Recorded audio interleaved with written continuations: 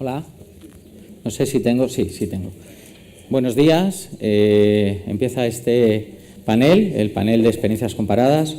Antes de empezar, quisiera mostrar mi agradecimiento a la organización, a los directores del evento. En mi caso es la tercera, llevo acatarrado una semana, estoy todavía con la voz un poco tomada, pero no importa. En mi caso es la tercera ocasión que tengo la oportunidad de subirme a esta mesa, en alguna ocasión como conferenciante, hoy como moderador. Y bueno, es un orgullo, por supuesto, estar aquí por tercer año consecutivo. Y este año lo que quiero hacer, antes de comenzar con las charlas y el protagonismo verdadero que es de ellos, porque si el moderador, en este caso yo particularmente, tiene algún protagonismo, en este caso es el quinto lugar, que es efectivamente después de cada uno de ellos. Quiero hacer dos cosas antes de empezar. Y la primera de todas es enfatizar la importancia de este panel, ¿vale? ¿Por qué? Este es un congreso, como vemos ahí, que se llama internacional, ¿vale? Precisamente el carácter de internacional se lo dan los ponentes que hoy me acompañan, ¿vale? A los que hay que agradecerle el esfuerzo que han realizado por venir desde pues sus respectivos países hasta aquí para acompañarnos, ¿de acuerdo? No es un trecho corto, por experiencia también lo digo. Otra cosa que quiero destacar, que es muy importante, a mí me lo parece, es que todos ellos han publicado en la revista de contratación administrativa práctica, en la sección de Derecho Global y Comparado de la Contratación Pública, que se publica en esta revista, y precisamente, además, en concreto, dos de ellos, Alberto Viglieri, que me acompaña aquí a la izquierda, y César Augusto Romero, en el número que hoy, o estos días, perdón, mejor dicho, se ha estado repartiendo, es decir, en el último número. Por lo tanto, ellos también tienen una participación directa, ¿verdad?, en este proyecto que es la revista de contratación administrativa práctica y la internacionalización de la misma. Esa es la primera cosa que quería hacer, enfatizar la importancia y precisamente que este panel es el que le da el carácter de internacional a este congreso. La segunda cosa que quería hacer es contextualizar, es decir, contextualizar el panel. ¿Por qué un panel internacional? Pues precisamente por la importancia que encontramos tiene el derecho global y comparado de la contratación pública. Es indudable la importancia económica, social y medioambiental, esto lo sabemos todos, que tiene la contratación pública. Respecto del derecho global del que estaba hablando, de la contratación pública, todos conocemos el CETA, ¿verdad?, el reciente tratado firmado con Canadá. Y también todos conocemos, y pongo dos simples ejemplos, el TTIP, ¿vale?, el Tratado Transatlántico de Comercio e Inversión, que hoy en día no sabremos si llegará a ser una realidad, ¿verdad?, con el nuevo cambio de administración en los Estados Unidos. En este momento, para contextualizar esta importancia, quiero destacar exactamente dos hitos que ocurrieron el año pasado. El primero de ellos, el por todos conocido como Brexit, la salida del Reino Unido de la Unión Europea, que hemos de decir hoy en día que todavía no es un hecho, sino un proceso, ¿de acuerdo? Bien, está prevista la salida precisamente del Reino Unido de la Unión Europea, pero evidentemente Londres no querrá perder, ni probablemente perderá, el poder financiero que tiene, y asimismo tampoco la intención es que salga con unas relaciones comerciales, no vamos a decir intactas, pero bastante salvaguardadas. Dicho lo cual, ¿afectará esto a la contratación pública local? Por supuesto que sí. Es un ejemplo, quiero poner estos hitos que son hechos reales que, aunque los veamos lejanos, más o menos, en realidad y en la práctica nos afectan. Otro hito importante que ha ocurrido, que no sé si llamar inesperado por todos, es la elección de el nuevo presidente de Estados Unidos. Es decir, la nueva elección del presidente de Estados Unidos también puede tener, como ahora voy a exponer, una repercusión directa en el derecho global de la contratación pública. Y recuerdo que estoy intentando contextualizar este panel, ¿vale? En este caso quiero hacer referencia a una ponencia que precisamente hice aquí hace 2 años, y por eso he dicho lo de contextualizar, porque no quiero poner en énfasis esa ponencia, que sí es cierto que luego fue objeto de publicación y que sí que es cierto que durante un año se situó entre los trabajos más leídos de la revista de contratación administrativa práctica. No sé si por el reproche general o por la aceptación común, pero el caso es que fue así. Bien, pues a la vista de aquella exposición que yo hacía, planteaba en 5 gradas, con carácter piramidal, ¿verdad?, unos principios generales de la contratación pública, también dentro del marco del derecho global, y lo hacía a través de 5 gradas. Si hacemos una revisión somera, que voy a hacer, de estas 5 gradas, ¿de acuerdo?, de aquella exposición que yo hacía a la vista del pensamiento Trump, nos encontramos, en primer lugar, donde en una primera grada, y pensemos en una pirámide, que va por gradas, va subiendo, pensemos en simplemente las pirámides de Egipto, en una primera grada yo situaba a la globalización y al derecho administrativo global como una realidad total. Bien, aquí hay que tener en cuenta que a la vista de los discursos que hemos encontrado del presidente electo de los Estados Unidos, ha anunciado medidas migratorias importantes y muy agresivas contra, concretamente, ciudadanos mexicanos. Hoy nos acompaña un profesor de la Universidad Panamericana de México, así como contra musulmanes, pudiendo extender las mismas a otros ciudadanos del mundo. Asimismo, recientemente también ha puesto en duda el funcionamiento de las Naciones Unidas, precisamente a partir de una resolución que afectaba a Israel y a Palestina, pretendiendo o queriendo precisamente renovar el funcionamiento de las Naciones Unidas. En una segunda grada de esa pirámide que yo exponía, yo afirmaba ya la existencia, que no lo hacían otros autores con anterioridad, entre ellos el propio profesor Moreno Molina, de la existencia de un derecho global de la contratación pública. Bien, si analizamos esta realidad a la vista del pensamiento Trump, la administración Trump ha manifestado totalmente su desacuerdo, ¿verdad?, con los tratados internacionales, y no solo eso, sino con, por ejemplo, tenemos en duda ahora el TTIP, el Tratado Transatlántico de Comercio e Inversión, y también tenemos que hace 2 días recientemente se ha desvinculado a través de un decreto esta administración del Tratado del Pacífico. En una tercera grada situaba, hemos hablado del derecho administrativo global como una realidad, hemos hablado a continuación de ese derecho global de la contratación pública también como una realidad, y en una tercera grada situaba la importancia de los principios generales dentro de esos derechos, fundamentales estos principios generales, entre los que, valga la ocasión, también están los derechos fundamentales de las personas. Bien, en este caso concreto, en esta revisión que estamos haciendo, en este pensamiento, en esta contextualización que quiero hacer, la administración Trump ha establecido fuertes programas, tiene previstos fuertes programas de construcción e infraestructuras en el país, para los que no solo va a priorizar a los operadores económicos, licitadores del país, sino también a los productos y servicios del país, añadiendo además la penalización, ¿verdad?, a la participación de licitadores extranjeros, ¿vale? Por último, una cuarta y quinta grada, yo sostenía que dentro de estos principios generales creía, y creo, sigo creyendo, que había que positivizar en el marco del derecho internacional 2 principios generales.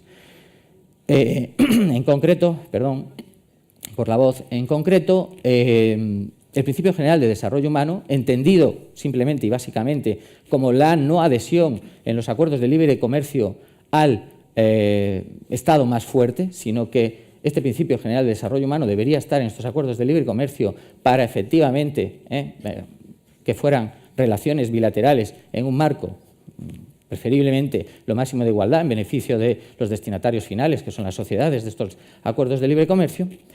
Y, por otro lado, sostenía también la inclusión en el derecho positivo del principio general de sostenibilidad ambiental. Bien, contra esto hay que decir que el pensamiento de la administración Trump actual no se sabe si se llevará a cabo, presumiblemente parece que sí, si cumple las promesas electorales, es que el ciudadano americano se va a situar por encima de cualquier ciudadano del mundo. Es el objetivo prioritario, primará por el resto. Y respecto al cambio climático, la administración Trump ha hecho una negación del propio cambio climático, incluso apostando por la apertura de industrias y fábricas cerradas por incumplimientos medioambientales. Bien, de esta somera revisión que he querido hacer, vemos que efectivamente de aquella exposición que yo realizaba en su momento, estos hitos afectan de una manera directa a estas 5 gradas del derecho global de la contratación pública y, por tanto, afectan al propio derecho de la contratación pública. He de decir que, evidentemente, no soy yo nadie para contradecir a Trump, pero sí lo soy para pensar libremente. Y en ese sentido, afirmaba también en otro trabajo, y no vengo a hablar de mi libro, y perdón por la autocita, y perdón si alguien no piensa así, pero ya lo he publicado, y decía, cito, abro comillas, es inevitable escuchar voces a favor de la mayor de las igualdades para los oferentes o licitadores. Esto lo decía en un trabajo hablando en concreto a colación del proteccionismo. Sigo leyendo. Pero debemos tener presente que los principios generales de la contratación pública también deben estar pensados y dirigidos a los destinatarios y usuarios finales de esos bienes y servicios, las sociedades, y que, por tanto, ese principio de igualdad también debe ser trasladado en la contratación pública a las sociedades, equilibrando a través de este mismo principio allí donde haya desigualdades. Entonces, en esta pequeña introducción que he querido hacer para contextualizar y darle el énfasis necesario a este panel, reflexiono en alto, después de lo dicho. ¿Habrá que oponer, pues, a la administración Trump los principios generales de la contratación pública? Esa es la primera reflexión que me formulo. Llevamos dos días enteros hablando de contratación pública. Y aunque no he podido asistir a todas las sesiones, en las que he podido asistir es innumerable el número de veces que se han citado las directivas. Bien, pues para contextualizar todavía más, cuando estamos hablando de las directivas, no estamos hablando de otra cosa que del derecho global, podemos llamarlo así, de la contratación pública de la Unión Europea.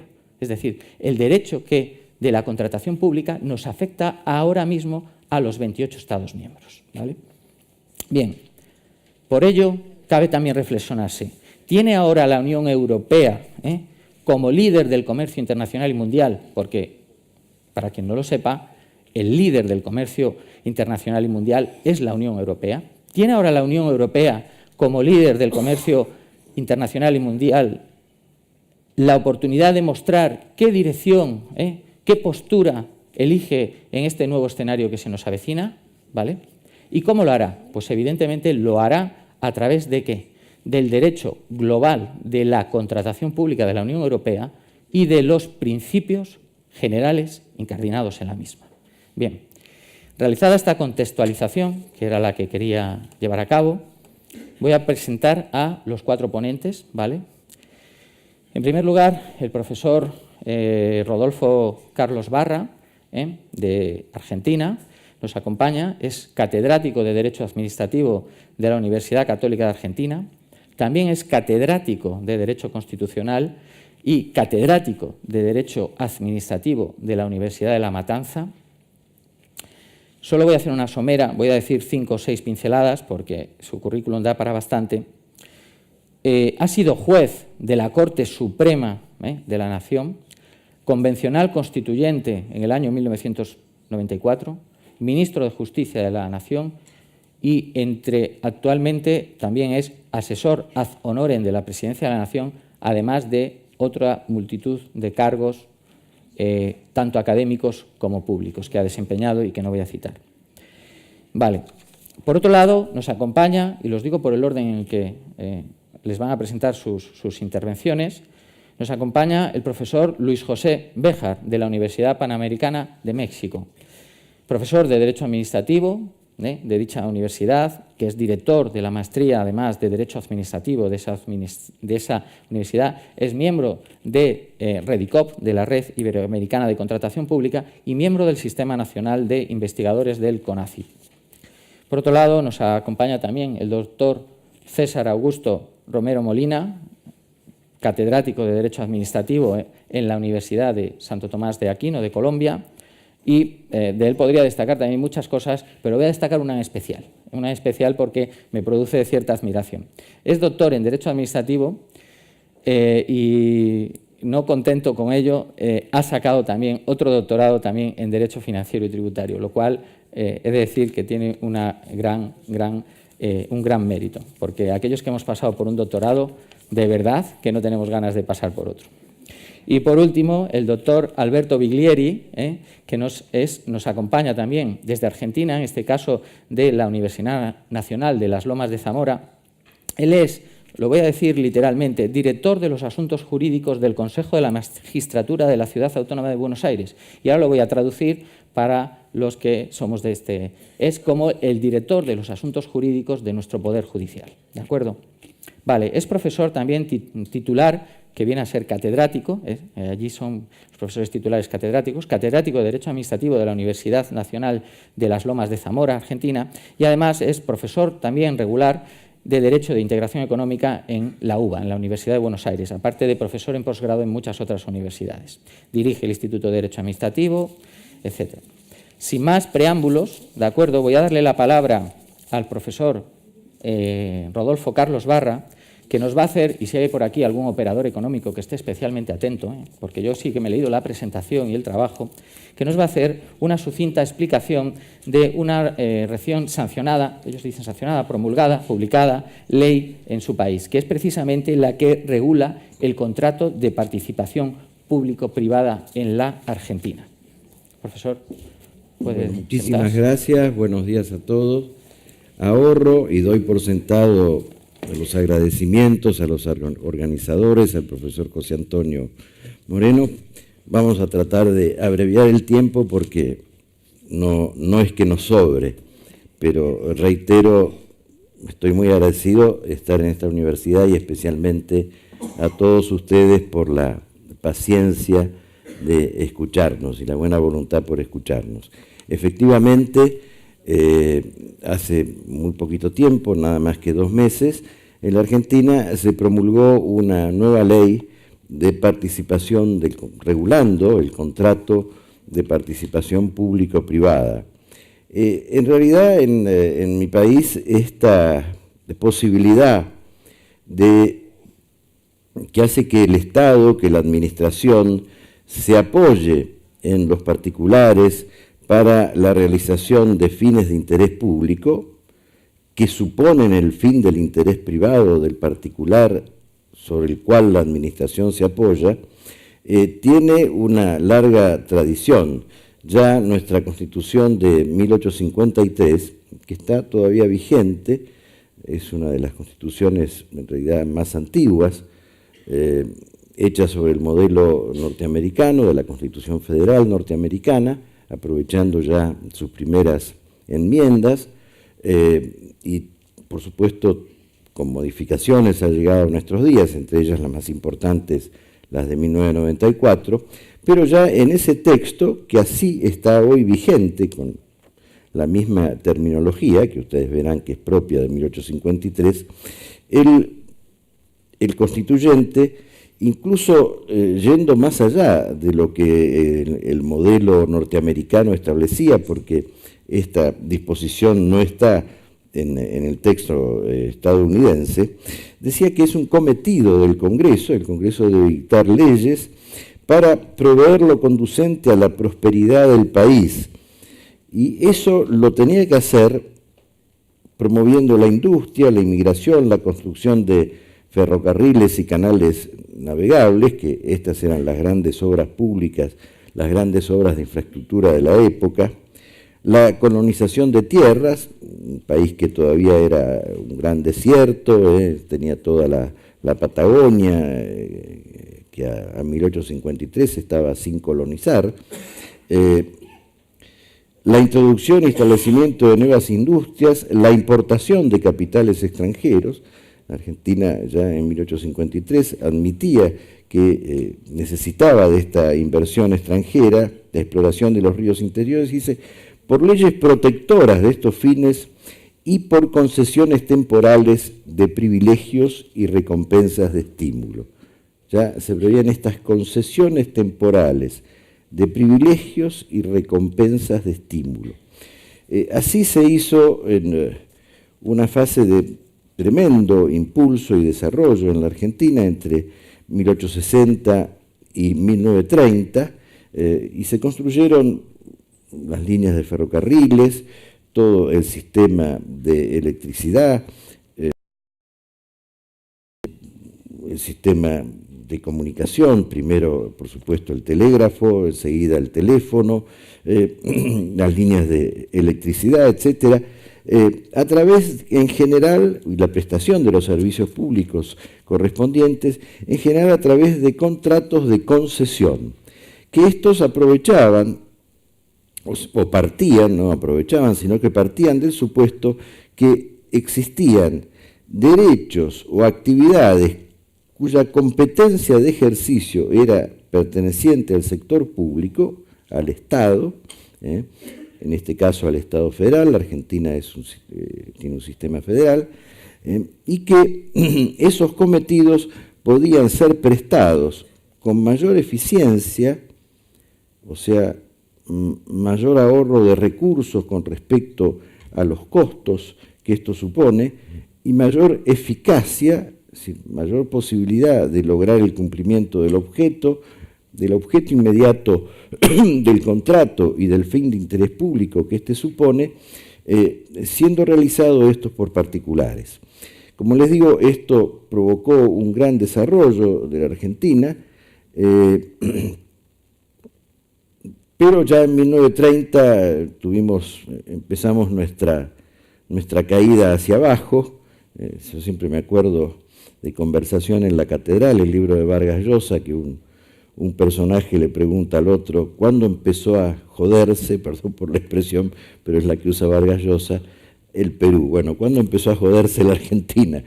Quizás para esa época, en 1930 estábamos muy bien y el declive fue importante, y por supuesto siguió la tendencia mundial del estatismo. Europa lo pasó y cómo, el New Deal en Estados Unidos, que fue muy útil en gran medida también, y entonces el sistema de concesión prácticamente dejó de utilizarse, incluso las concesiones de servicio público fueron rescatadas por el Estado, un proceso de, entre comillas, nacionalización, en realidad de republificación de la actividad, de los ferrocarriles, el gas, la electricidad, el agua, el teléfono, todos los servicios públicos importantes de la época, y la construcción de las grandes obras de infraestructura se realizó a través del clásico contrato de obra pública, que supone la financiación de la obra con fondos del Tesoro de la Nación según el avance de obra, es decir, a medida que va avanzando la obra, conforme con su plan de trabajos. Ustedes conocen muy bien el sistema, se mide la obra ejecutada, se certifica, se aplica entonces la cantidad de obra al precio del contrato y se va pagando por periodos, por mes, por bimestres, por trimestres, según el caso, el avance de la ejecución de la obra. Esto cambió en la década del 90, también siguiendo la tendencia mundial, porque cada vez más, lo decía el profesor, estamos globalizados, y a partir de los años 80 hubo un fuerte proceso de reconocimiento o de vuelco de la actividad, de la importancia de la actividad económica del sector privado, del ordenamiento jurídico, a la sociedad, para diferenciarla del Estado. Y esto en los 90 fue muy practicado en la Argentina, nuevamente tuvo un gran impulso las figuras de concesión, las figuras concesionales, pero como todavía estamos con muchos problemas, también esto fue abandonado luego por una crisis al inicio de este siglo, y esperamos que ahora esto se reconduzca. Precisamente una de las herramientas para esta reconducción, este nuevo trato con la sociedad, es la Ley de Participación Público-Privada, promulgada y que está en vigente desde el mes de noviembre pasado. El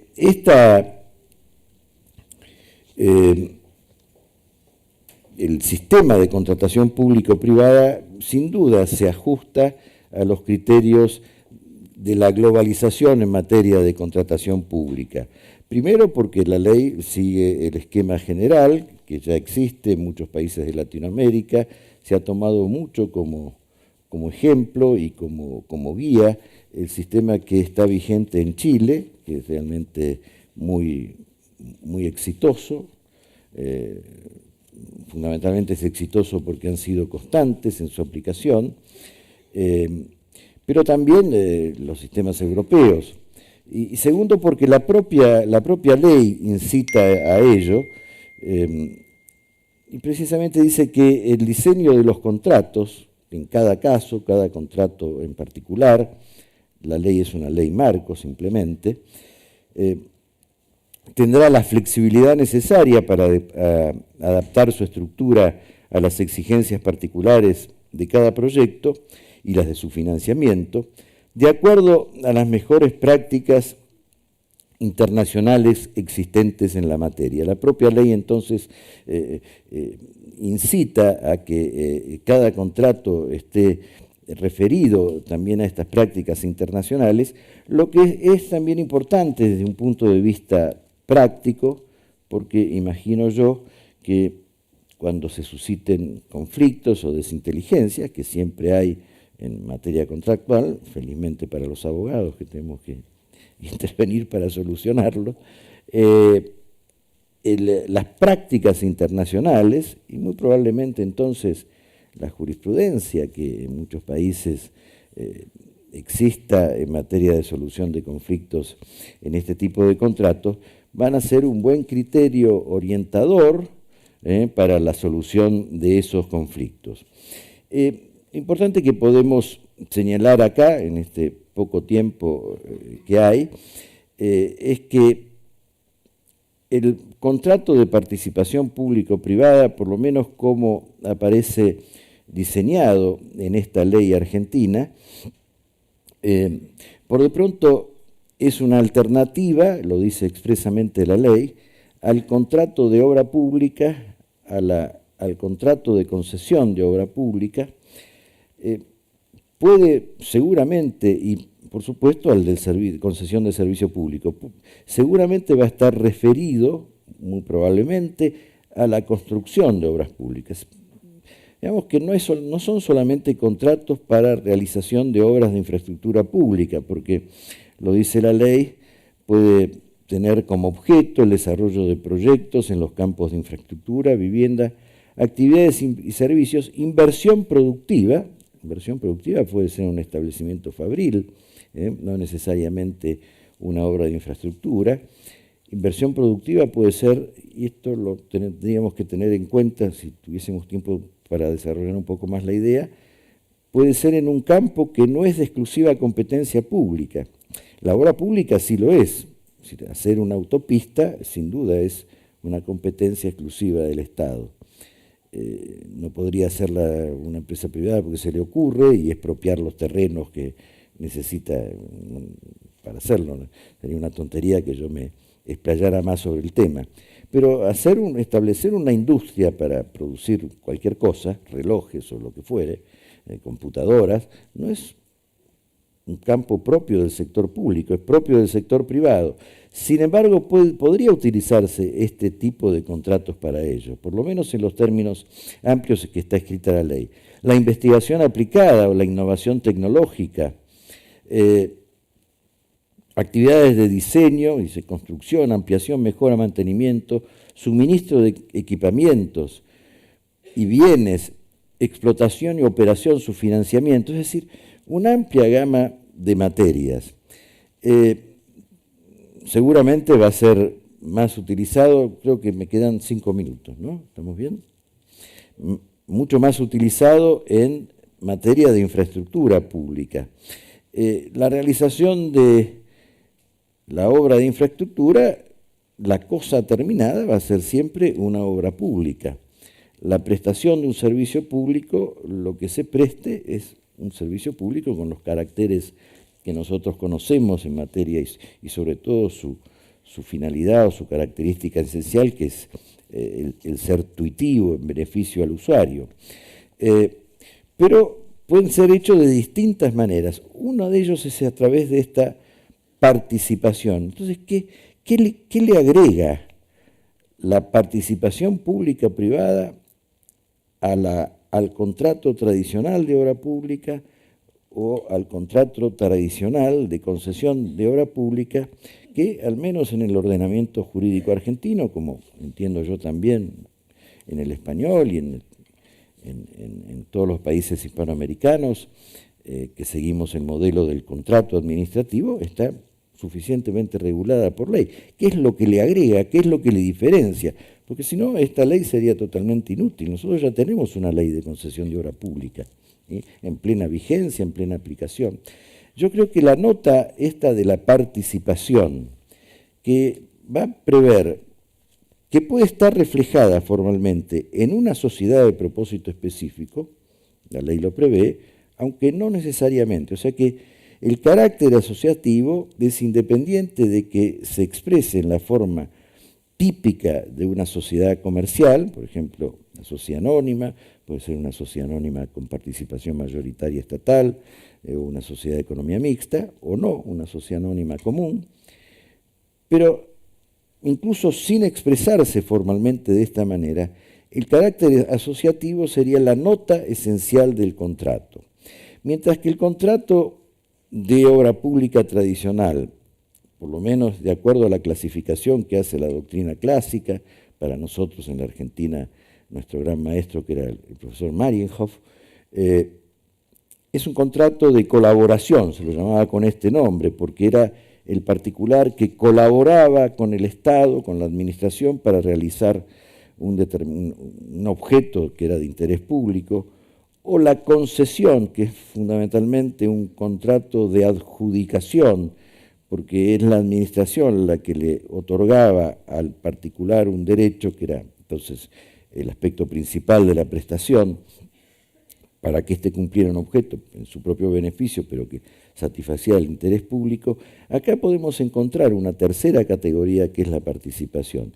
Y esta es muy importante en la práctica, porque puede servir para la interpretación también del contrato en situaciones de conflicto. Es decir, por ejemplo, todo el sistema de ubicación de los riesgos, que para la ley es esencial, que ya está en la ley de obras públicas, que ya está en la ley de concesión de obra pública, pero que en estas últimas dos tendrían una perspectiva, yo diría, casi excepcional. Es algo que tiene que ocurrir en una circunstancia especial. En cambio, para el contrato de participación, que supone entonces la affectio societatis, el Estado es el socio del particular, el sistema de ubicación de riesgos, que no necesariamente es para el sector público.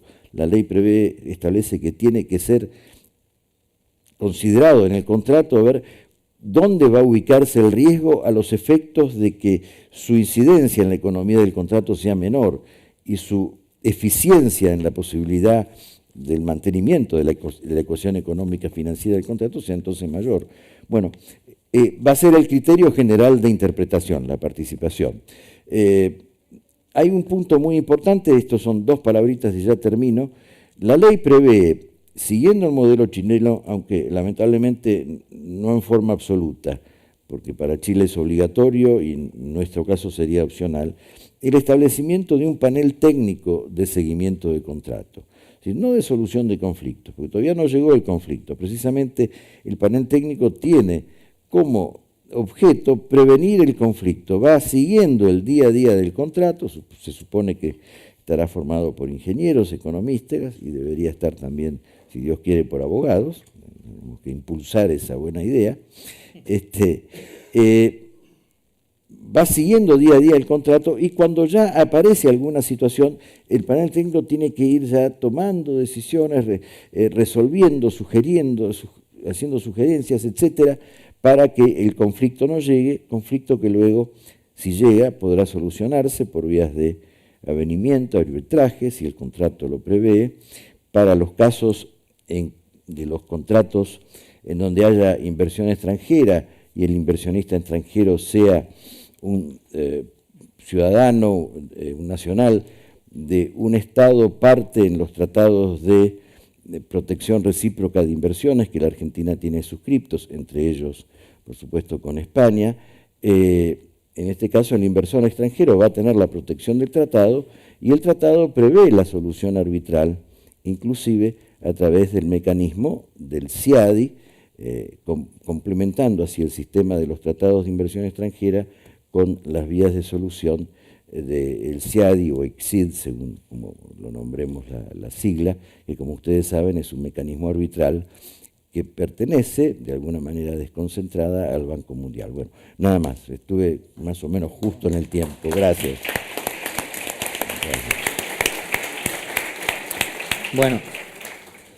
Bueno, no sé si me oye, sí me oye. El profesor Barra, la verdad es que yo ya había tenido la oportunidad de escucharle, es muy clarificador, bajo mi punto de vista tiene una extraordinaria oratoria y aparte he de decir que es un libro abierto, hablar con él, tanto en lo jurídico como en lo humano. Yo que he tenido la oportunidad de leer trabajos referidos a esto, y por eso decía lo de los operadores económicos, esta nueva ley, por lo menos en negro sobre blanco, es decir, en el papel, lo que busca es generar pues eso, confianza en el inversionista privado, ¿verdad?, especialmente extranjero, a través de una rentabilidad adecuada y pues con una razonable seguridad jurídica. Insisto, por lo menos en el negro sobre blanco. Voy a dar paso al profesor Luis José Béjar, que nos va a hablar sobre el combate de la corrupción en materia de contrataciones. En México, en los últimos años, se han dictado varios instrumentos en esta materia y nos va a exponer sus reflexiones acerca de lo mismo, de las mismas. Bueno, primero que nada, muchas gracias. ¿Sí se escucha bien o yo soy el que trae el eco nada más puesto? Ok, gracias. Por supuesto, está por demás agradecer a la Universidad de Castilla-La Mancha, por supuesto al profesor Moreno Molina. Ya es el tercer año que me toca estar por aquí. Si repito alguno de mis chistes de los otros años de los que hayan estado aquí, bueno, perdón. Ya de repente uno tiene que utilizar material viejo. Por otro lado, el tema de corrupción en México, y seguramente cuando les llegan noticias de nuestro país no les llegan las mejores, ya sea por cortesía de Trump o por cortesía de lo que está pasando de repente.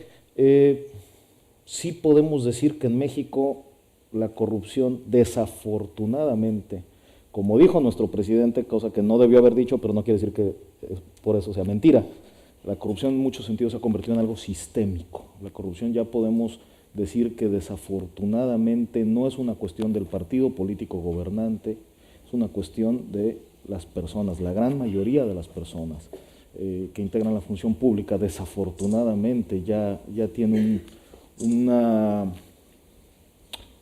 velo de corrupción terriblemente generado. Esto no quiere decir que no se trate de hacer lo que se pueda para combatirlo. Realmente los esquemas de combate a la corrupción han sido reformados en los últimos años. Traigo a colación, antes de entrar a la parte actual, a un esquema que pareciera que pasó sin pena ni gloria. Y en concreto me voy a referir a la Ley Federal Anticorrupción en materia de contratación pública. Digo, desafortunadamente pasó sin pena ni gloria porque se promulgó, se discutió y entró en vigor, y ni siquiera los funcionarios públicos de las contralorías internas se enteraron que existía esa legislación. Entonces tampoco se aplicaba. Y eso me lo encuentro bastante trágico. La legislación, o esa pieza de legislación en concreto, podríamos discutir muchísimos defectos. Es más, les podría decir que probablemente era una de las peores piezas legislativas que se han hecho en México. Sin embargo, era una buena intención, también hay que decirlo. En mi pueblo dicen que de buenas intenciones está pavimentado el camino al infierno. Entonces no hay que perder de vista eso. Pero sin embargo eran esfuerzos importantes. ¿Por qué? Porque el aparato de responsabilidades administrativas en concreto que teníamos vigente hasta la Ley de Combate a la Corrupción en materia de contratos, decía que se aplicaba tanto a funcionarios públicos como a particulares. Pero estamos hablando que el nombre de esta legislación es Ley de Responsabilidades Administrativas de los Servidores Públicos. Entonces fácilmente, desde el punto de vista del particular, era muy defendible. El particular simplemente argumentaba: oye, me estás aplicando una ley, dirigí a un funcionario público, yo con la pena no soy funcionario público, y fácilmente podía obtener alguna protección judicial al respecto de esa ley. Por otro lado, el sistema de fiscalización y el sistema de responsabilidad administrativa se convertía en algo muy complejo, algo muy bizantino, con muchos tintes del derecho penal, que la convertía realmente en algo inoperante respecto del particular. Y respecto del funcionario público, ¿qué es lo que pasaba? como suele ocurrir en los sistemas judiciales no tan elaborados, y esto es una frase también muy triste de nuestro país, que en prisión están los que no tienen dinero. Entonces, aún en materia de sanciones a funcionarios públicos, ¿quiénes eran a los funcionarios que sancionaban? A los de los niveles más bajos. Los de los niveles más altos nunca los iban a tocar. Por el contrario, hasta los hacíamos senadores o diputados y con eso ya quedaban con fuero constitucional. Tampoco puedo pintar que vivimos en la anarquía, no estamos lejos. Pero tampoco me refiero que tampoco es, así como no tenemos ni el caballo ni el sombrero, tampoco vivimos de manera anárquica, ¿no? La verdad se hace lo que se puede. Ahora, el año pasado que estuve aquí, justo en este mismo foro, les platicaba que en el año 2015 hubo la llamada reforma anticorrupción, que fue la reforma 488 a la Constitución. Para consuelo de ustedes, que cumplimos ahora 100 años, lleva 499. Entonces tampoco es de sorprenderse, ¿no? Pero esta reforma en concreto trae unos elementos muy interesantes.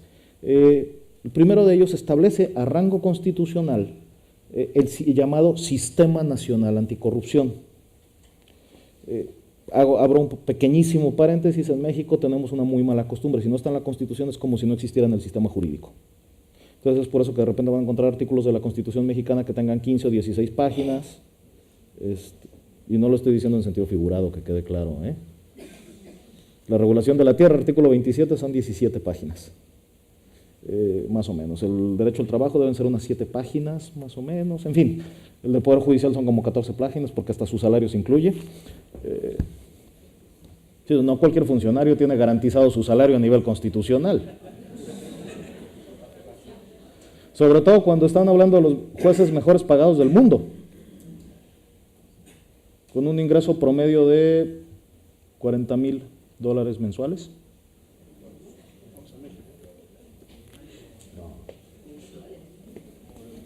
La Corte Suprema. Sí, claro. Sí. Más prestaciones.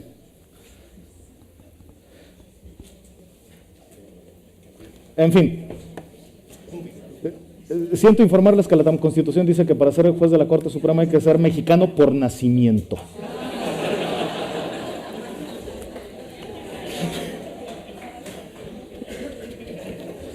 A todo el mundo le pasa por la cabeza cuando lo platico, no se preocupen, es una reacción perfectamente normal. Aunque por otro lado, hablo un paréntesis rapidísimo, esa ha sido la respuesta para evitar la corrupción en el Poder Judicial. Los salarios de los jueces, de los letrados, son altísimos respecto del promedio del resto de los servidores públicos. Y eso permite, o nos ha permitido con el paso de los años, disminuir fuertemente los niveles de corrupción en el Poder Judicial. El Tribunal Administrativo, que es el responsable en materia de contratación, está muy por debajo de esos ingresos, como la mitad por debajo, pero ahí va en ese camino también de mejorar los salarios de los magistrados administrativos, de tal manera que se pueda dar un poco, mejorar el tema de corrupción, aunque hay que decirlo, el Tribunal Administrativo mexicano tiene bastante prestigio en cuanto al tema de que son índices mínimos de corrupción. Es uno de los tribunales más limpios en ese sentido, tendrán otros defectos, pero en tema de corrupción no ha sido realmente un problema con el Tribunal Administrativo. Ahora bien, les decía, todo lo tenemos que poner en la Constitución porque si no pareciera que no existe. Yo por eso me atrevo a decir que ya la Constitución política de los Estados Unidos mexicanos en realidad es la Constitución regulatoria de los Estados Unidos mexicanos, de política ya no le queda nada. Creamos organismos, movemos cosas, señalamos incluso requisitos específicos de funcionarios, y no necesariamente de altos funcionarios, hasta de funcionarios medios. La Constitución puede señalar cuáles son los requisitos que se deben de cumplir. Y esto, a mí, más allá de que no me guste, no me parece una técnica adecuada, sí nos ha traído algunas ventajas. Cuando lo ponemos en rango constitucional, pareciera que en el sentimiento del mexicano es, no, ya vamos en serio entonces, porque si no está en la Constitución no es en serio. Entonces se introduce el Sistema Nacional Anticorrupción.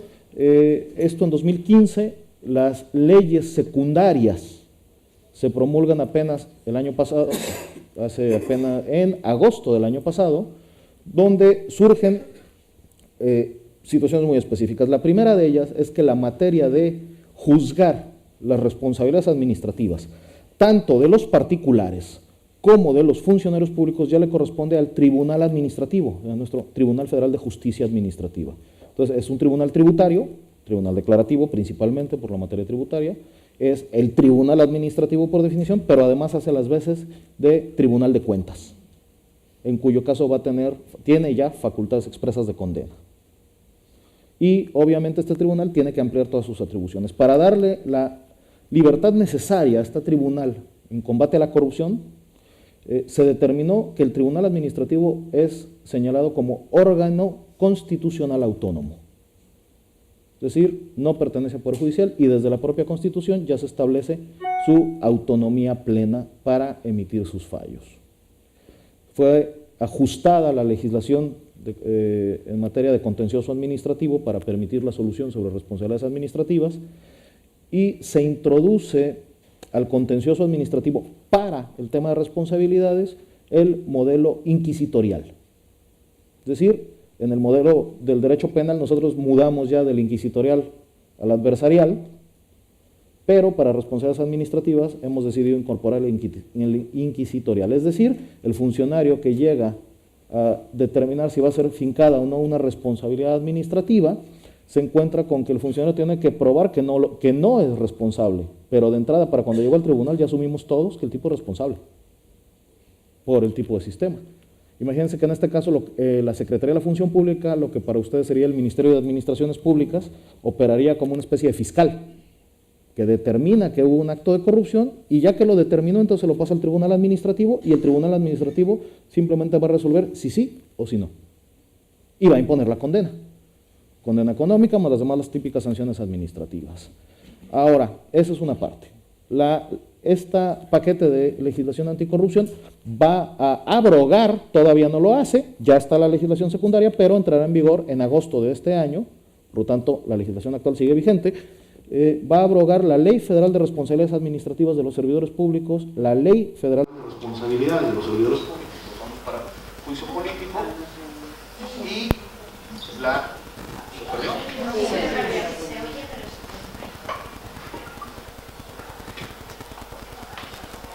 Perdón, ¿me alcanzan a escuchar?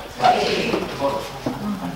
Decíamos, entonces con el Sistema Nacional Anticorrupción se va a provocar un fenómeno rapidísimo, que lo explico muy brevemente.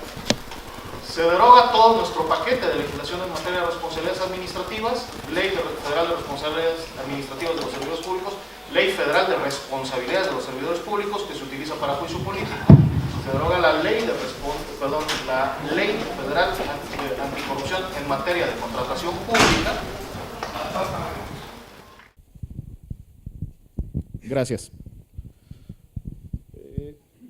Y entra en vigor la Ley General de Responsabilidades Administrativas. La Ley General de Responsabilidades Administrativas abarca toda la materia de contratación y establece ya de una forma muy sistematizada, una ley perfectible sin duda, pero por lo menos me parece un buen acercamiento, donde te establece ya un capítulo de sanciones para servidores públicos y te establece un capítulo específico de sanciones para las personas de derecho privado, tanto personas físicas como personas morales. La gran importación que acabamos de tener en México fue precisamente la teoría de la responsabilidad penal de las personas morales, que ya ha habido, si la memoria no me traiciona, 2 fallos muy importantes aquí en España, y esos son los que se han utilizado para tomar como base de la responsabilidad penal de las personas morales en materia tributaria y, por supuesto, en delitos contra la administración pública. Mismos fallos que fueron adoptados para establecer la responsabilidad administrativa de las personas morales y el supuesto más clásico de todos, sin duda, son los actos relacionados con la contratación pública, que para no hacer el cuento muy largo, pueden incluso llegar a ordenar la extinción de la persona moral si es que ella cometió un acto de corrupción en materia de contratación. En materia de personas físicas, bueno, la jurisprudencia mexicana desde hace muchos años definió que la vía administrativa y la vía penal van por cuerdas separadas, por lo tanto tienes muchas formas de sancionar a una persona física que también serán aplicables a la persona moral sin duda. Dicho esto, pues realmente al día de hoy todo depende de cómo terminemos de integrar el sistema. En estos momentos está el proceso de selección de los consejeros ciudadanos que van a incorporarse junto con algunos funcionarios públicos a el Sistema Nacional Anticorrupción. el cual será presidido por el presidente del Tribunal Federal de Justicia Administrativa. Participará el secretario de la Función Pública, pero lo más importante es la participación de los consejeros ciudadanos. Entonces parece que ahí es donde ojalá encontremos algún tipo de balance. Por demás, se ha designado la figura del fiscal anticorrupción, está muy tomada del derecho anglosajón, de lo que le dicen el perro guardián, que más o menos funciona lo mismo, y un poco también algo de la inspiración chilena, ¿no? Con el fiscal ciudadano, me parece que le llaman, justamente para vigilar los actos de corrupción, y con todo eso el sistema redondeará en cuanto al trabajo que pueda hacer la Secretaría de la Función Pública o Ministerio de Administraciones Públicas con el fiscal anticorrupción para determinar que él actuará también de forma autónoma. Él no forma parte de la administración pública, él forma parte del Sistema Nacional Anticorrupción. El Sistema Nacional Anticorrupción será un cuerpo colegiado que girará las instrucciones, insisto, con el elemento más importante, sin duda, la participación ciudadana. Y será entonces ya los tribunales de legalidad los que resuelvan efectivamente sobre si hay o no una sanción a aplicar. Ya estoy sobre el tiempo, decía un filósofo de aquí, español, si la memoria no me traiciona, Eustaquio Galán, que decía que la brevedad es un manjar que el magistrado saborea 2 veces. Y os dará la razón a pesar de que la tengáis. Muchas gracias.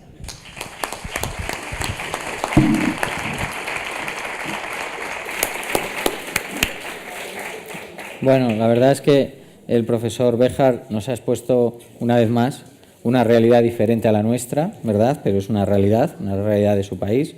Las iniciativas, como la ley esta federal anticorrupción, ¿verdad? Y la iniciativa esta de la participación ciudadana. Yo me quedo precisamente con esto que ha dicho, que es que la intención es lo que cuenta. Voy a dar paso al profesor Romero Molina, ¿vale?, que nos va a hablar de gerencias, políticas públicas y contrato estatal. Muchas gracias. Nuevamente muy contento de compartir con este selecto auditorio, gracias a las voluntades del profesor Moreno Molina y de Jimeno Feliu, que a bien tuvieron nuevamente invitarme a compartir las experiencias en Colombia de la integración de la gerencia pública con la gerencia del contrato estatal y los resultados frente a la corrupción pública que se han surgido en nuestro país y que nos ha llevado a hacer ajustes esencialmente normativos.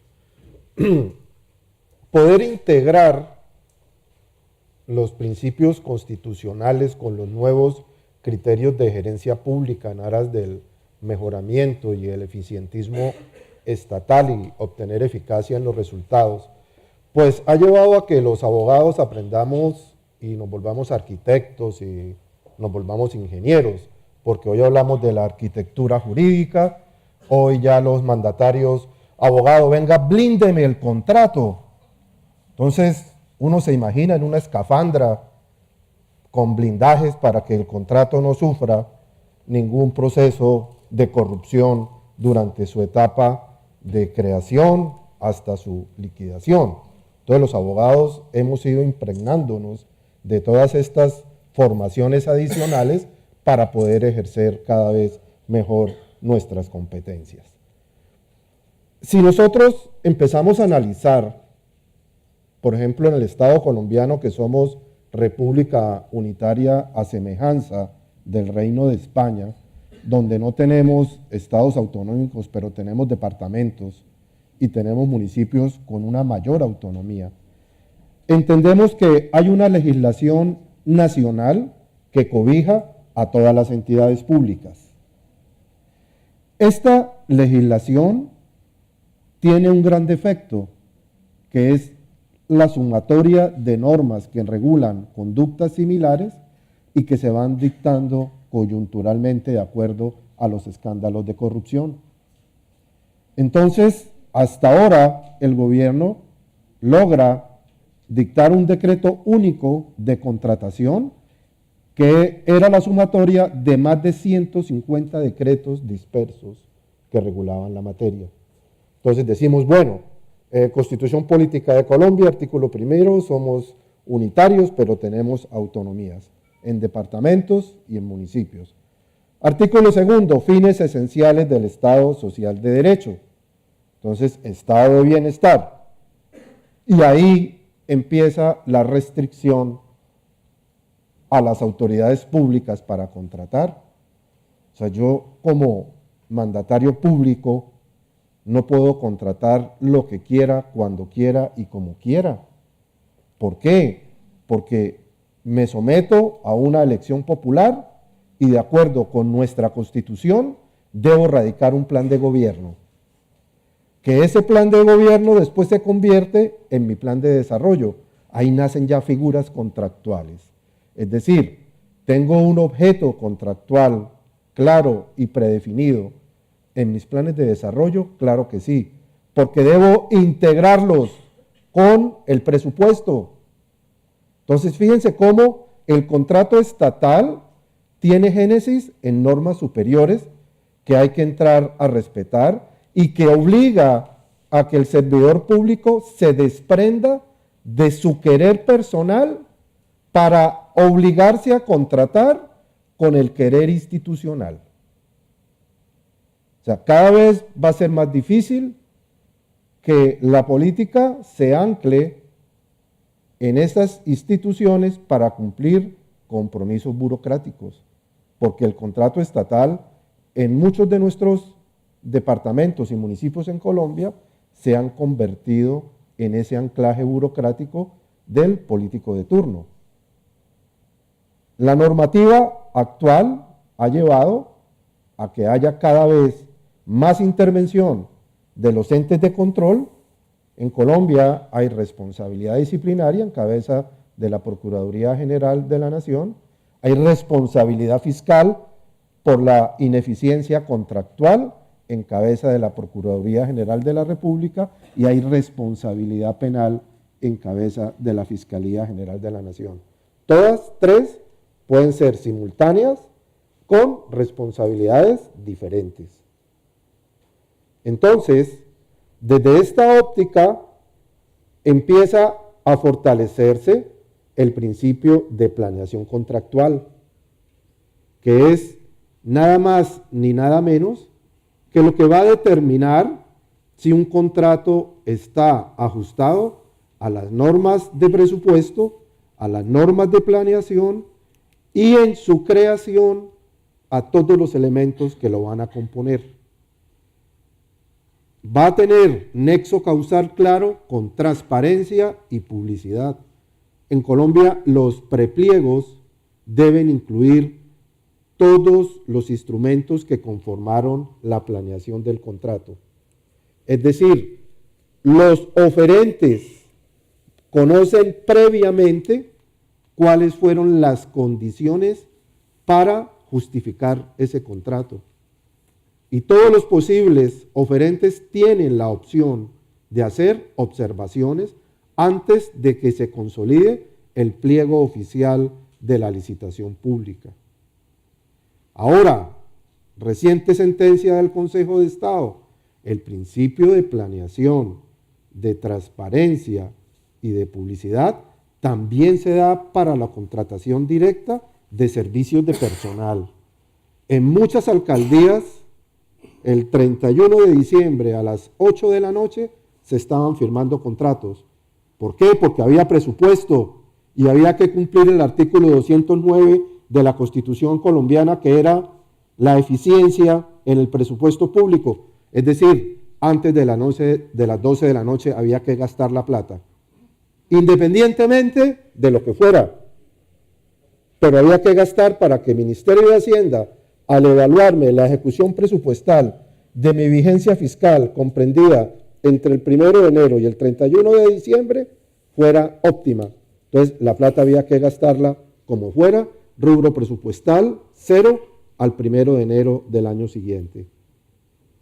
Y en una de estas desafortunadas actuaciones, la Procuraduría entró, investigó al alcalde, lo sancionó, porque el 31 de diciembre contrató 10 profesionales sin justificación, en aras del principio de eficiencia constitucional, como lo argumentó el alcalde en su defensa.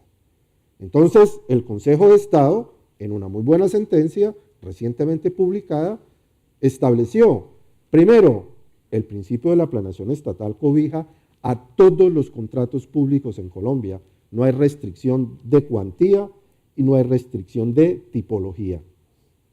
Independientemente de lo que se quiera hacer, contratación directa, licitación pública, concurso de méritos, como se denomine, de mínima cuantía, de menor cuantía, en cualquiera de sus acepciones contractuales debe estar presente el principio de planeación. Porque si vamos a confrontar con los principios rectores de la administración pública, la eficiencia está llamada a producir efectos y a proteger el patrimonio de todos, que es el patrimonio público. O sea, no hay excusa ni en la tipología del contrato ni en su cuantía para alejarnos de la planeación contractual. Todo en la administración pública debe tener un porqué. Y eso lo dan los estudios previos del contrato. En segundo lugar, las competencias para dirigir los contratos. Es que antes, en Colombia, antes de la Ley 80 del 93, las competencias se diluían. Una ciudad muy querida en la costa colombiana, el presidente del Consejo Municipal delegó la contratación en su conductor. Entonces, el representante legal del Consejo de la ciudad, hoy que es un distrito turístico de los más importantes de Colombia, estaba en cabeza del conductor de la entidad. Era el conductor quien suscribía los contratos del Consejo de la ciudad de Barranquilla. Y era un señor que solo tenía quinto de primaria. A duras penas sabía firmar y sabía poner su número de cédula, pero era quien contrataba en nombre de la entidad. Eso hizo que se reformara la ley y en Colombia únicamente pueden contratar quienes tengan el nivel directivo de la administración o en su defecto el nivel ejecutivo. Ni siquiera los niveles asesores pueden contratar porque el nivel asesor no adopta política pública. Entonces miremos el nexo. Criterio de gerencia pública, competencia predeterminada por la ley, ni siquiera el reglamento puede determinar las competencias contractuales, son de ley y su relación con la función pública. Entonces, bajo la égida de la normativa colombiana, solo los niveles directivos y ejecutivos pueden contratar. Los niveles asesores jamás podrán hacerlo, no son decisores públicos, son contribuyentes de las decisiones de la administración, pero no representan a la administración. ¿Quién la puede representar? El nivel directivo. En esa dilución, entonces, abogados muy hábiles para que el nivel directivo, llámese gobernador, llámese alcalde, pudiera cumplir compromisos burocráticos, le decía, arme este contrato y delegue. Entonces decía, ay sí, si yo delego, me voy de viaje 3 días en comisión oficial a desarrollar labores en Bogotá, somos un país muy centralista, entonces firma el secretario tal y yo no respondo. Entonces viene la ley 489 del 98 y dice que la delegación no exime de responsabilidad. ¿Por qué? Porque hay un deber de vigilancia y cuidado sobre lo delegado. Si yo delego, tengo que estar vigilando lo que delegué, de que el delegado lo esté haciendo bien. Luego, la Fiscalía General de la Nación en Colombia ha sancionado a alcaldes, gobernadores, ministros, viceministros, por no cumplir ese deber de vigilancia y cuidado y han sido penalmente condenados por delitos de prevaricato, por delitos de peculado, que es apropiación de dineros públicos. Y finalmente, ¿cómo opera transversalmente la planeación del contrato en todas sus etapas? Clara en la precontractual, con la posibilidad de apertura a los posibles oferentes de que conozcan todas las condiciones contractuales, no puede escapar una. ¿Por qué? Porque si hay una adición al contrato, el vencido puede demandar que la información publicada originalmente no contenía todas las condiciones para su ejecución y podría derivar un perjuicio económico al no haber sido evaluado dicha situación. Entonces, en Colombia se venían dando adiciones a los contratos que no eran adiciones, eran nuevos contratos. ¿Por qué? Porque rompían el nexo causal con el objeto contractual. Y sencillamente, lo que decía la administración, necesito hacer algo nuevo, complementario a esto, pero para ahorrarme en tiempo un nuevo proceso contractual, voy a adicionar este contrato. Y resulta que más que una adición, era verdaderamente un nuevo contrato, lo cual rompe toda la legalidad del contrato público.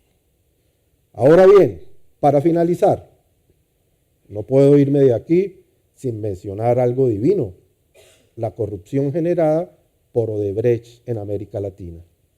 Odebrecht, una empresa brasilera de infraestructuras, pagó en América Latina más de 100 millones de dólares en corrupción.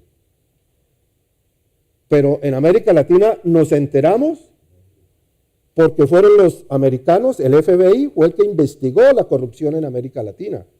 No nos enteramos por nuestros medios de control.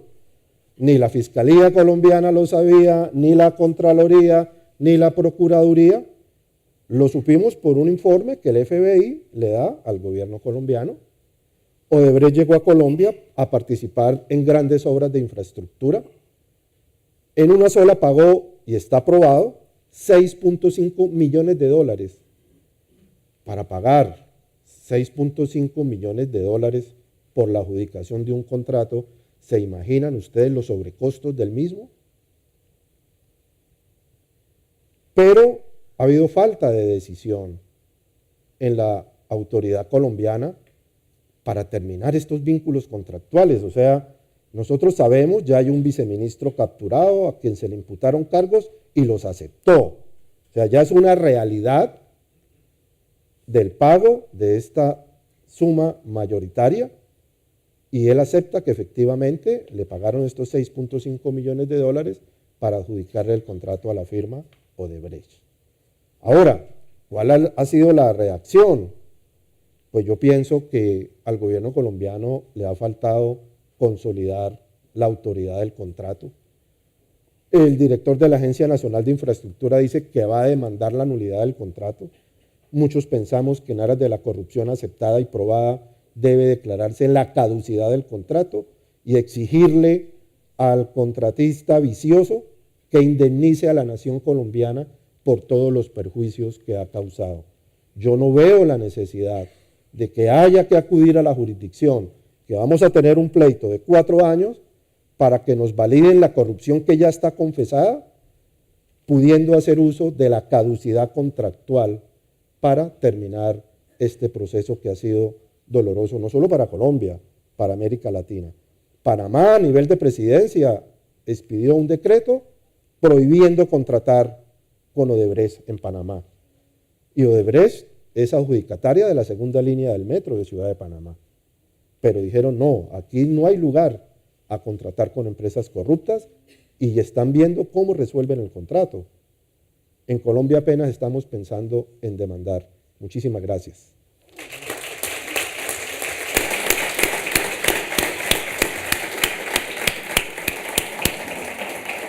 Muchas gracias, profesor. Bueno, ha puesto de manifiesto también, al igual que el profesor Béjar, la corrupción, y en ese sentido he de decir que los millones de euros que se han descubierto también aquí en contratos corruptos no distan mucho de lo ocurrido en Colombia. Aquí hemos tenido mucha corrupción y esa que se sepa. Y bueno, eso menos mal que estamos en Europa. Si no estuviéramos en Europa, pues no sé qué habría sido, ¿no? Por otra parte, ha dicho una cosa que me ha parecido muy curiosa, muy interesante y que me ha hecho reflexionar así de manera graciosa para mí, ¿no? económicamente están muchísimo mejor que nosotros, porque esa finalización a 31 de diciembre me recuerda aquí la época dorada o la década dorada del transcurso de 2000 a 2010, cuando a final de año te llamaba, te sonaba el teléfono y te decían que vamos a comprar una impresora y un escáner, pero es que si no me hace falta, no necesitamos en el servicio impresora o escáner, es un ejemplo. No, pero es que tenemos que ejecutar el presupuesto. Contrariamente ahora, en el 2016, 2017, antes de la apertura siquiera del ejercicio presupuestario, ya hay 1/3 de ese presupuesto comprometido y gastado, o sea que financieramente estáis infinitamente mejor que nosotros, por lo que veo.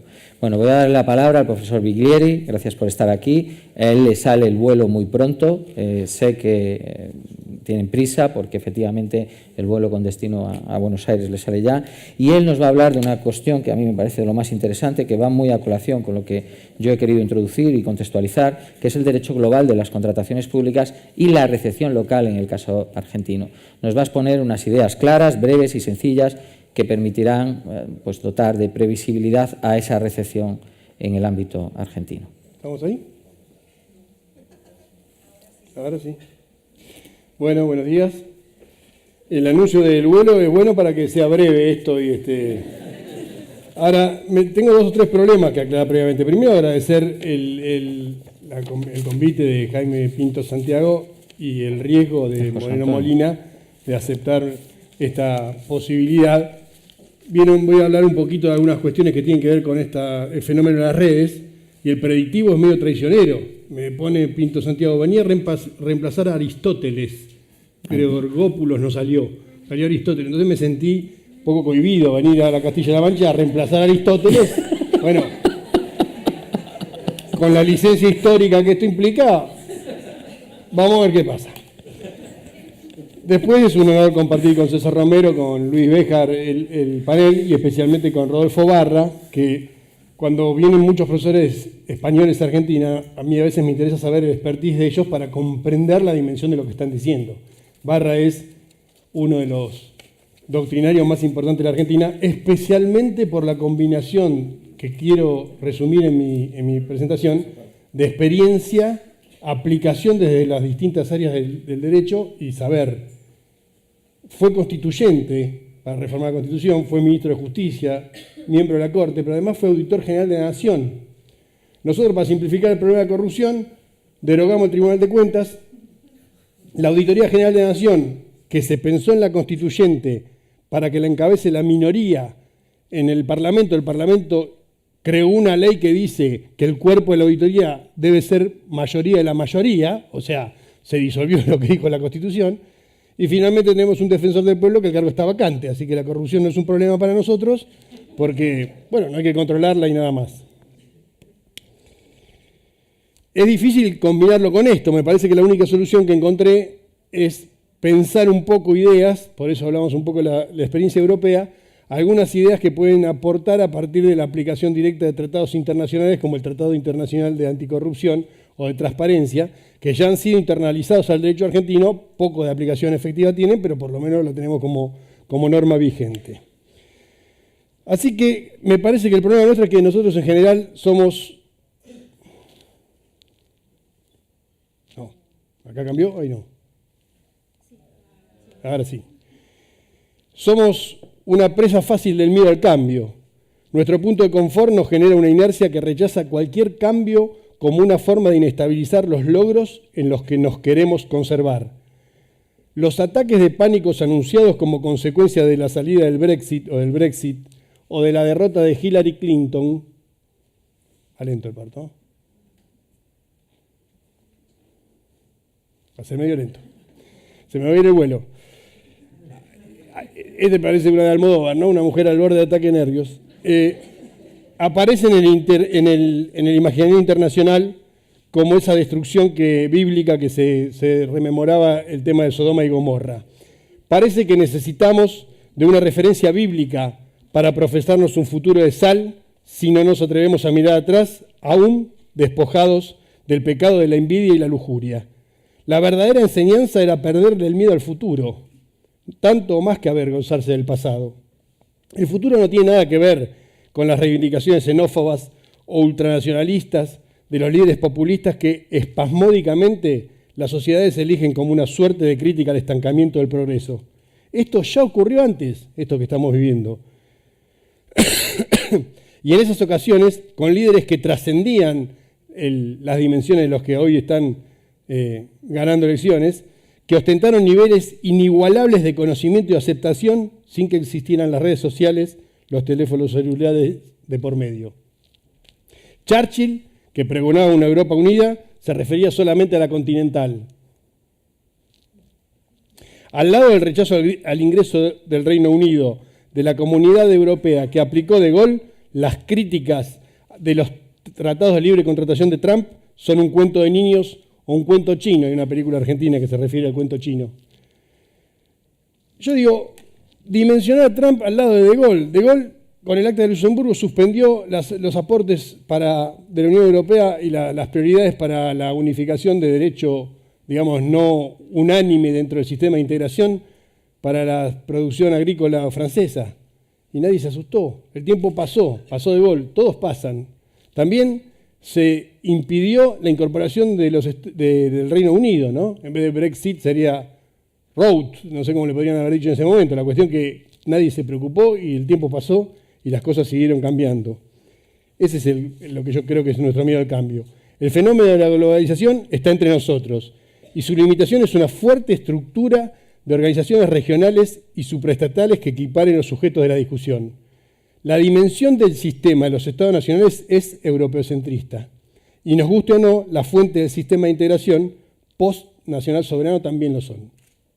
Es en este marco en el que la tecnología fue, en un principio, el medio ideal del movimiento que depreció y llevó a la mínima expresión el debate monismo-dualismo. Desde la simpleza que tenemos, con la que tenemos que admitir que cualquier presentación documental sin soporte papel en cualquier contratación pública está regulada por las normas que impusieron Steve Jobs o Bill Gates, hasta el reconocimiento de la mayor amplitud y calidad del sistema de publicaciones de las normas, por ejemplo en nuestro país, con un sitio web, antes que un anacrónico boletín oficial en papel, que además necesita una suscripción paga, o sea, tenemos que pagar para saber qué leyes tenemos que cumplir, nos encontramos en un nuevo siglo con un imperio regulador que no tiene domicilio fijo ni control soberano único. A esa realidad líquida es a la que hace referencia constante Bauman. Se le debe agregar la confusión que nos atormenta por vivir en medio de una época que todavía no es reconocible por sus rasgos únicos y característicos.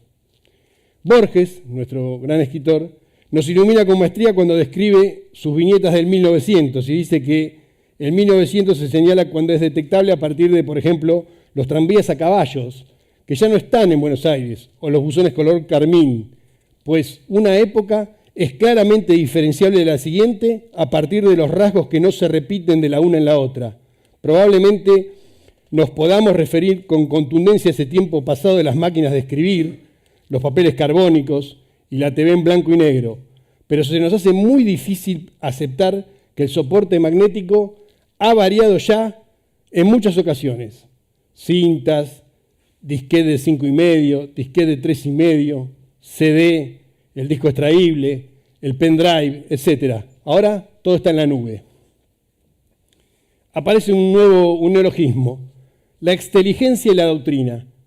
Cada pieza de nuestra tarea será más influyente como herramienta de interpretación, nuestra tarea doctrinaria.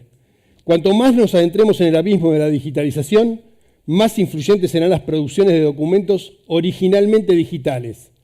La digitalización de la producción bibliográfica pre-Word no encaja con idéntica fuerza en los motores de búsqueda, igual suerte corre la jurisprudencia. Ni siquiera el efecto es parejo entre los programas aplicables a la traducción digital. Una misma idea, para un caso idéntico, puede ser listada con miles de referencias de distancia según el buscador que se utilice y la calidad del documento original en papel. Esto es un desafío. Se abre un inmenso y un nuevo espacio para el desarrollo doctrinario. El fenómeno de la exteligencia impera en el lector cotidiano y en los principales motores de búsqueda, y nosotros somos una parte de ellos. Una parte especializada, cierto, pero consumidores comunes y al fin y al cabo.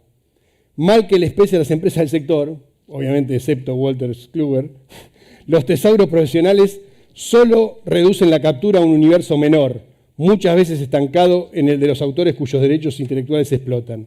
Claro, ahora se preguntarán, ¿qué es eso de la exteligencia? Entonces voy a citar específicamente la fuente. La exteligencia se diferencia de la inteligencia porque todo el conocimiento se almacena fuera del cerebro.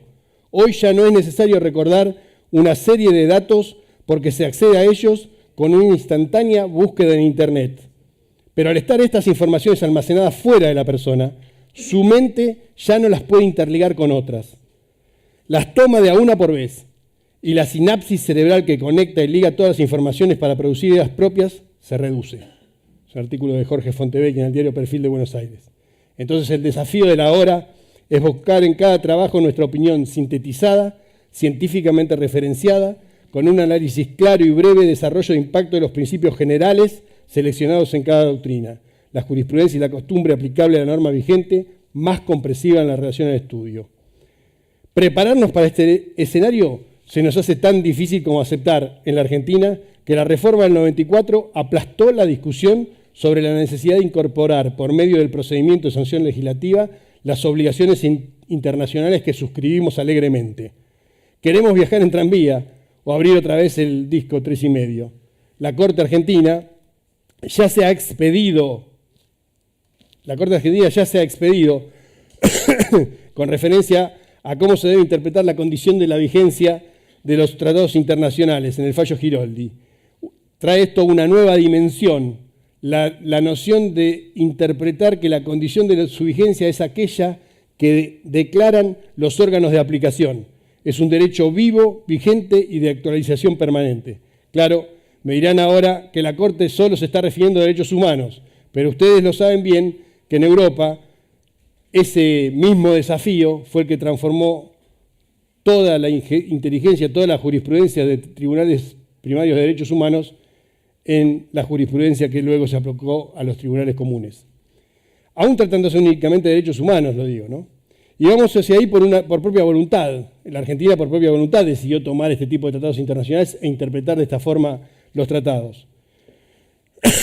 Esto es por voluntad de un compromiso del constituyente, que le dio estatura constitucional, y por la voluntad del compromiso internacional que nos ata, y a todos los demás estados también quedan atados por la suscripción y ratificación del Tratado de Viena. Pero además, y fundamentalmente, por esa vocación política que nuestras dirigencias tienen a suscribir y comprometerse con innumerables obligaciones recíprocas, y otras no tanto, en el ámbito internacional que no pueden tomarse ya a la ligera. Son nuestros propios actos como Estados soberanos los que nos obligan a actuar en consecuencia.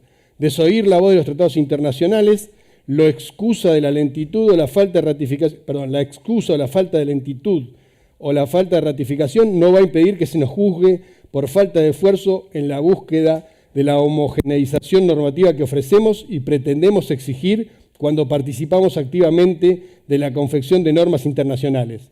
Esto está muy tratado ya por Moreno Molina en varios artículos y referenciado por Pinto Santiago.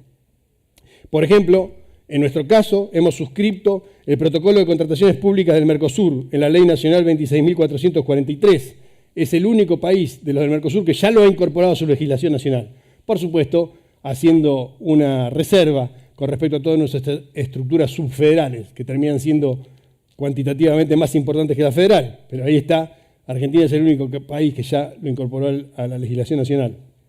Creo que puede llegar a generar una lógica de aplicación de los órganos jurisdiccionales desde una idea de directrices como la Unión Europea o de derecho indicativo. También suscribimos la ley modelo de Naciones Unidas. Ustedes están debatiendo en la nueva ley en España y también suscribieron y participaron directa e indirectamente como miembros de la Unión Europea y como España como reino de la ley modelo de las Naciones Unidas para la contratación pública que está aprobada en el anexo A6617 de la Comisión de Derecho Mercantil. Nosotros, gracias a Dios, no suscribimos el acuerdo de OMC, porque ahí somos solamente observadores, pero bueno, ahí tienen más dolores de cabeza que ustedes que nosotros, pero esos textos están vigentes en cada uno de nuestros países, y es una obscenidad no prestarles atención. Muy lentamente y con vaivenes, pero los organismos jurisdiccionales de la Comunidad Europea están incorporando en su base los principios y juego de valores de las directrices de derecho indicativo emitidas por los órganos técnicos comunitarios. Es imposible renegar de estos compromisos, recomendaciones y acuerdos, por más blando que parezcan, cuando su matriz ha sido acuñada por nuestras órdenes, con nuestras manos, con nuestras herramientas y con nuestro presupuesto. Los organismos internacionales de crédito no quedan atados a un derecho nacional para fomentar el desarrollo y las ayudas públicas. De hecho, el capital internacional fluye por la red y no acepta, y es casi imposible obligarlo a que lo acepte, someterse a regulaciones dispares en los distintos puntos del planeta. El combate al lavado, a los paraísos fiscales, a la corrupción y a todas las formas que adopten los fondos de procedencia ilegal está condenado al fracaso si la solución se busca fronteras para adentro y aislándolas del concierto internacional. Las obligaciones asumidas con condiciones pueden servir como un placebo, incluso temporalmente satisfactorio, pero lejos están de diluirse por el paso del tiempo. Por el contrario, se consolidan dentro de un sistema que pretendemos ocultar. Seguir obviando lo que escribimos, suscribimos y ratificamos en los foros mundiales o regionales, ocultándonos en nuestra condición federal, no nos eximirá de las obligaciones soberanas. Como tampoco pudo De Gaulle proteger con barreras impositivas sus productos agrícolas. En el fallo Grimaldi del Tribunal de Justicia Europeo, estaba ahí, se me fue por el sistema electrónico, el Tribunal de Justicia Europeo criticó la inacción de 40 años de los órganos de la Administración por no receptar algunas directrices. Con otra impronta y con mayor actualidad, en los casos comentados por Pinto Santiago y por Moreno Molina, Frankovich y Wagner Miret, y en especial en el caso sobre contratación pública Walter Togel, el Tribunal de Justicia de la Comunidad Europea ha responsabilizado al Estado miembro por la no incorporación de la directiva, una suerte de aplicación vertical de la responsabilidad por incumplimiento del Estado en esos dos primeros casos y de aplicación directa ante la no incorporación de una directiva dictada sin condiciones, esta es la diferencia con la de Mercosur, ¿no?, y con precisión, según lo comenta claramente el profesor. Para mí, ni Trump ni muchos de nosotros estaremos litigando dentro de 40 años, ¿no?, como pasó lo de Gaulle, todo pasa. Por eso les recuerdo que, como sostuvo uno de nuestros constituyentes, literato, constituyentes en la provincia de Buenos Aires, cuando se incorpora a la estructura federal, en el debate de la Convención de 1859 en la provincia de Buenos Aires, cuando dijo que los tratados internacionales están para respetarse, la única forma de interrumpirlos es con un nuevo tratado internacional o a los cañonazos. Nada más. Gracias.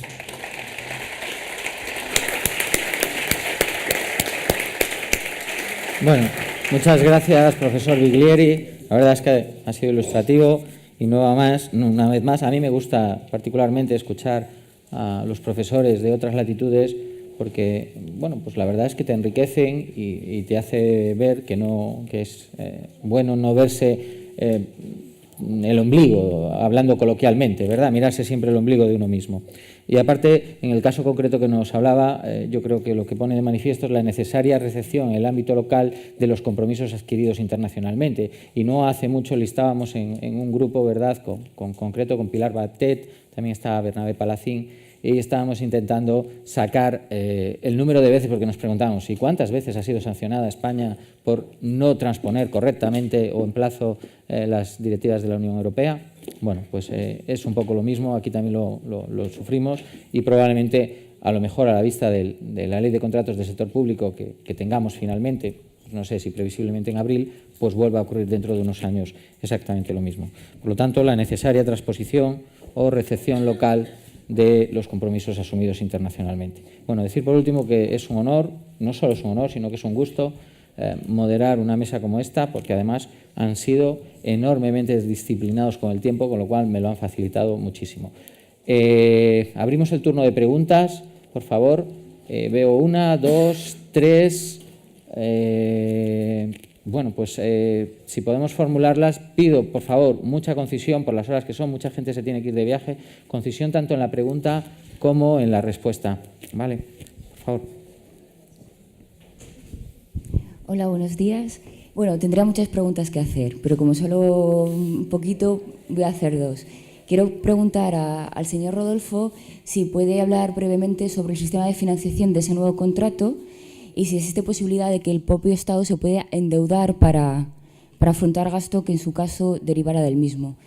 Y quería preguntar al señor Luis cuáles serían los requisitos que tienen que cumplir los controladores ciudadanos o los consejeros ciudadanos para poder desempeñar ese puesto. Gracias. No me entendí muy bien la... ¿Ya contestamos? Por favor, os quedáis con las preguntas. Puede, por la hora, sumar la otra pregunta y luego los profesores van contestando. Sí, por favor, dele. Bueno, dos cosas. Una muy breve. La primera, agradecer al profesor que en un Congreso Internacional de Contratación Pública haya mencionado al maestro Borges, en primer lugar. Y en segundo lugar, la pregunta jurídica, digamos, es para el profesor Barra, en relación a que él mencionó que hoy día el concepto de la participación, nuevo concepto, que estaría favoreciendo la interpretación del contrato. La pregunta concreta es cómo se vincula eso con aquello que dice Sayagues Lazo, Comadira, Dromi, que en relación al principio de estricta sujeción a las bases y su vinculación con el principio de igualdad, profesor. Vale, yo creo que podemos contestar por la acumulación ya. Bueno, por orden, si quiere. En materia de la planificación financiera del APP, la ley exige que para tomar la decisión de que un determinado emprendimiento sea hecho a través de este contrato, además del análisis de una serie de requisitos que hacen al interés público y a las políticas del Estado, muy variados, entre ellos incluso el de la inclusión social, ¿no es cierto?, que el contrato favorezca no solamente el combate a la pobreza, sino el de la inclusión social, que en estos momentos en Argentina es un tema bastante delicado, sino también tiene que analizarse el impacto fiscal, porque el PPP puede tener previsiones en beneficios impositivos o bien garantizar el cumplimiento del contrato a través, esto es una figura muy interesante, de eso, colocar en un fideicomiso ya tributos de afectación específica, sino también en caso que haya pagos por parte del gobierno, por parte de la administración, bueno, la correspondiente autorización presupuestaria, y nuestra ley de administración financiera prevé también un mecanismo para para aquellos contratos que deben realizarse en el curso de varios ejercicios presupuestarios, estar definidos en un solo presupuesto, así que no se tenga que repetir en cada caso. La pregunta del señor era la igualdad. Bueno, ya en los contratos tradicionales, la exigencia cuando se produce algún tipo de modificación que impone la aplicación de la garantía de riesgo que tiene la administración comitente, las exigencias para que esto sea válido era que cualquiera que haya sido el adjudicatario iba a estar en la misma situación, es decir, el reconocimiento de la situación del riesgo para la recomposición de la ecuación económica financiera del contrato estaba sobre todo medido desde esta perspectiva. Cualquiera que hubiese sido el adjudicatario tenía derecho a esto mismo. En el caso del PPP, y todavía esto es muy pronto para decirlo, pero a mí me parece que ya este punto no va a estar demasiado vigente, porque, insisto, como el criterio fundamental del contrato es la asociación, acá es el propio Estado que tiene que hacer todo lo posible, incluso las mejoras que sean necesarias, para que el objetivo pueda ser cumplido. Teniendo en cuenta que, si bien el contrato se realiza a través de se llega a él de un procedimiento de selección de contratista, en la norma, en la ley, hay una disposición muy interesante, que es la de la discusión entre todos los oferentes y el licitante sobre, más allá del pliego, ¿no es cierto?, en un momento determinado del procedimiento de selección, discusión abierta y transparente sobre ciertas condiciones que entonces son pactadas en realidad por cada uno de los oferentes y a ellos también los compromete. Seguramente a través de este mecanismo puede solucionarse la preocupación que usted plantea. No sé si hay otra De viva voz, vamos fuerte. Bueno, Venga, dale. rápidamente, ¿cuáles son los requisitos para ser consejero ciudadano? Gracias, del Sistema Nacional Anticorrupción. Por fortuna aquí los tenía, no venía preparado. Ser ciudadano mexicano, admite la naturalización por tanto, tener más de 35 años de edad al día de la designación, experiencia verificable de 5 años en materia de transparencia, evaluación, fiscalización, rendición de cuentas o combate a la corrupción, poseer al día de la designación por lo menos título universitario con 10 años de antigüedad. Una carta de postulación que esta debe estar soportada por una institución u organización académica, social, empresarial, profesional, sindical o de otro tipo. Hay un cajón desastre ahí. Gozar de buena reputación, y esto es un tema un poco complicado porque básicamente es con una declaración de protesta bajo decir verdad que eres un tipo probo, porque, sí, lo digo así porque desde una reforma en los códigos civiles, habrá sido tal vez en los años 80, desapareció la prueba de fama pública. Entonces, ante la falta de esa prueba, que era lo acostumbrado, pues simplemente manifiestas que eres buen tipo y ya.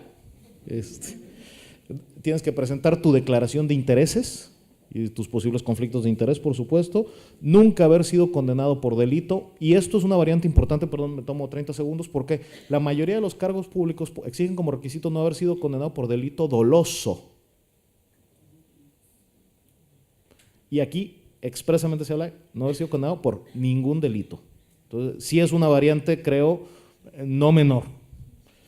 No haber sido registrado como candidato ni haber desempeñado cargo alguno de elección popular en los últimos 4 años anteriores a la designación, no desempeñar ni haber desempeñado ningún cargo de dirección nacional o estatal de algún partido político en los últimos 4 años, no ser miembro adherente, afiliado de algún partido político, por lo menos en 4 años, no ser secretario de Estado, procurador general de la República, alguna entidad federativa, subsecretario o viceministro, oficial mayor, jefe de gobierno de la Ciudad de México, consejero de la Judicatura, dice, o que se haya separado por lo menos con 1 año de antelación de sus cargos.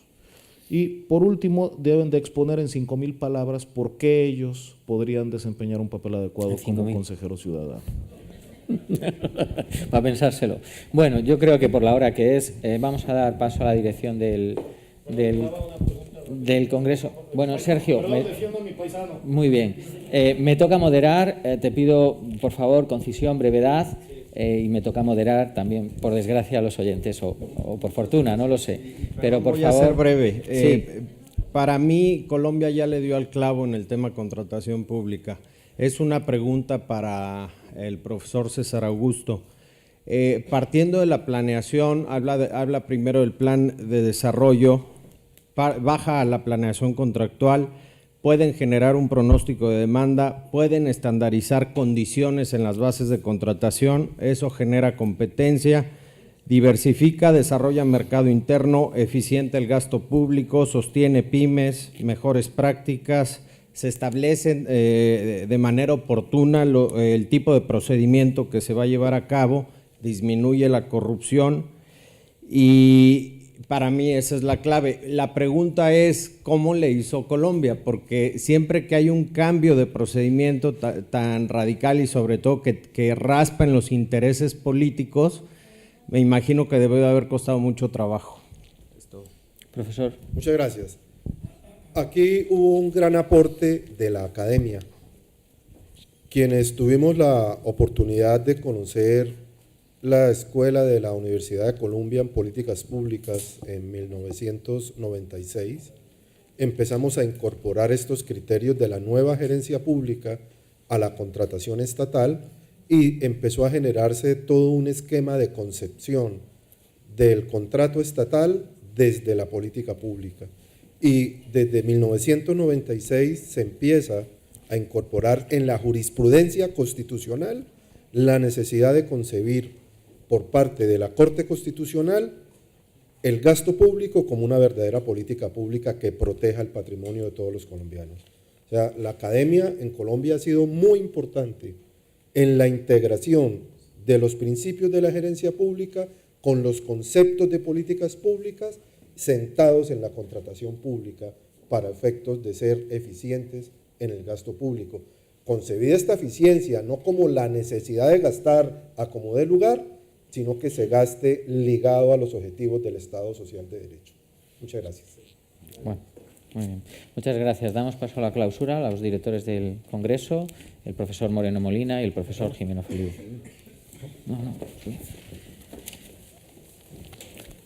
El micrófono.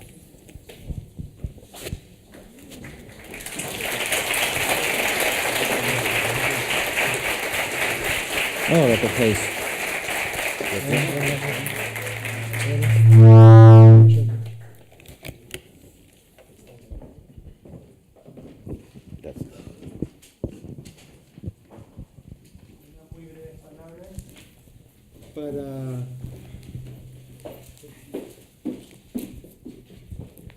Para agradecerles a todos su asistencia, y no solo su asistencia, sino su participación tan activa a lo largo del Congreso. La verdadera razón del mismo es pues la acogida que todos le habéis dado desde el primer momento en que se organizó, y pues para todos los ponentes y organizadores pues es un verdadero placer siempre contar con esta respuesta.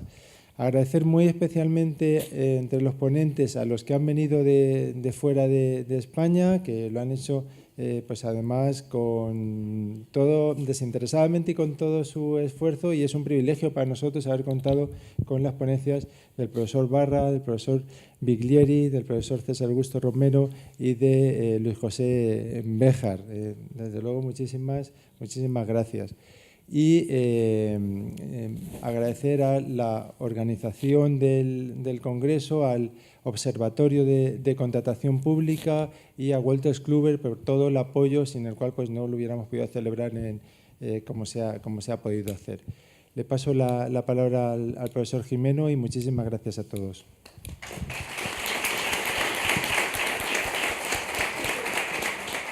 Yo rubrico las palabras de José Antonio. Muchas gracias por estar y acompañarnos en este mundo de la contratación pública. Reiterar el agradecimiento a todos los ponentes, a mis colegas de los tribunales, del observatorio, y seguiré emplazándonos en esa vocación de hacer de la contratación pública un instrumento de mejora continua de la Administración, y esperemos que foros como estos nos permitan retroalimentar nuestros ánimos, nuestras esperanzas, y nos desplazamos para el año que viene, para el Congreso Internacional, para debatir sobre la nueva ley de contratos del sector público de España. Muchas gracias a todos.